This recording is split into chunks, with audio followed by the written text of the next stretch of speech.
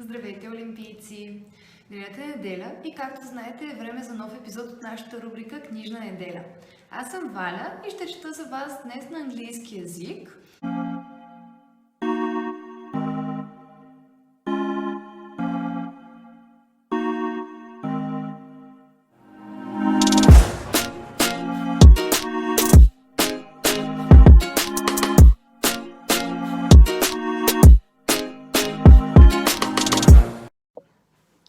Chapter 5. Within a short walk of Longbourn lived a family with whom the Bennets were particularly intimate.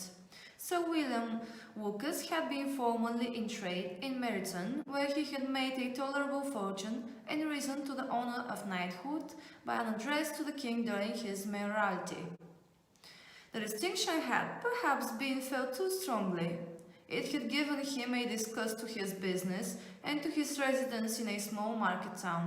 And, quitting them both, he had removed with his family to a house about a mile from Meryton, denominated from that period Lucas Lodge, where he could think with pleasure of his own importance and, unshackled by business, occupy himself solely in being civil to all the world. For though elated by his rank, it did not render him supercilious. On the contrary, he was all attention to everybody. By nature inoffensive, friendly and obliging, his presentation at St. James's had made him courteous. Lady Lucas was a very good kind of woman, not too clever to be a valuable neighbour to Mrs. Bennet. They had several children. The eldest of them, a sensible, intelligent young woman, about 27, was Elizabeth's intimate friend. That the Miss Lucases and the Miss Bennets should meet to talk over a bowl was absolutely necessary, and the morning after the assembly brought the former to the Longbourn to hear and to communicate. "You began the evening well, Charlotte," said Mrs. Bennet with civil self-command to Miss Lucas. "You were Mr. Bingley's first choice." "Yes, but he seemed to like his second better." "Oh, you mean Jane, I suppose, because he danced with her twice." "To be sure, that did seem as if he admired her. Indeed, I rather believe he did. I heard something about it, but I hardly know what. Something about Mr. Robinson." "Perhaps you mean what I overheard between him and Mr. Robinson. Did not I mention it to you? Mr. Robinson's asking him how he liked our Meryton assemblies and whether he did not think there were a great many pretty women in the room, and which he thought the prettiest. And his answering immediately to the last question, 'Oh, the eldest Miss Bennet, beyond a doubt. There cannot be two opinions on that point.'" "Upon my word, well, that was very decided indeed. That does seem as if, but, however, it may all come to nothing, you know." "My overhearings were more to the purpose than yours, Eliza," said Charlotte. "Mr. Darcy is not so well worth listening to as his friend, is he? Poor Eliza, to be only just tolerable. I beg you will not put it into Lizzie's head to be vexed by his ill treatment, for he is such a disagreeable man that it would be quite a misfortune to be liked by him.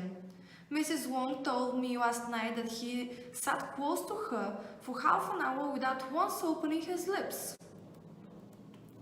"Are you quite sure, ma'am? Is not there a little mistake?" said Jane. "I certainly saw Mr. Darcy speaking to her." "Aye, because she asked him at last how he liked Netherfield, and he could not help answering her. But she said he seemed very angry at being spoken to."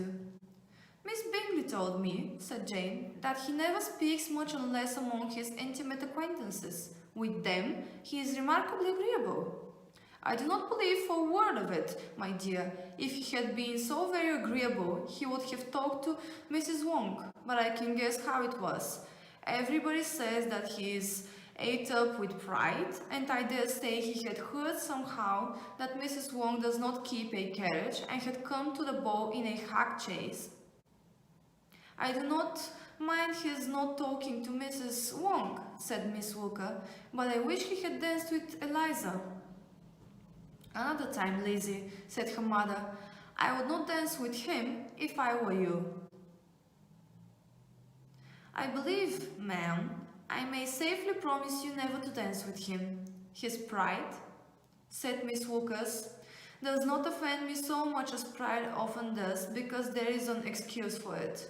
One cannot wonder that so very fine a young man with family, fortune, everything is in his favor, should think highly of himself. If I was so expressed, he has a right to be proud. That is very true, replied Elizabeth, and I could easily forgive his pride, and if he had not mortified mine. Pride, observed Mary, who piqued herself upon the solidity of her reflections, is a very common failing, I believe. By all that I have ever read, I am convinced that it is very common indeed, that human nature is particularly prone to it, and that there are very few of us who do not cherish a feeling of self-complacency on the score of some quality or other, real or imaginary. Vanity and pride are different things, though the words are often used synonymously. A person may be proud without being vain. Pride relates more to our opinion of ourselves, vanity to what we would have others think of us.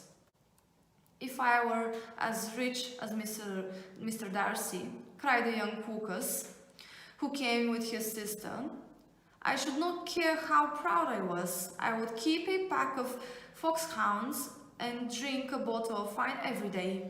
Then you would drink a great deal more than you ought, said Mrs. Bennet, and if I were to see you at it, I should take away your bottle directly. The boy protested that she should not. She continued to declare that she would, and the argument ended only with the visit. End of chapter 5. Скъпи олимпийци, не забравяйте да се абонирате за нашия YouTube канал.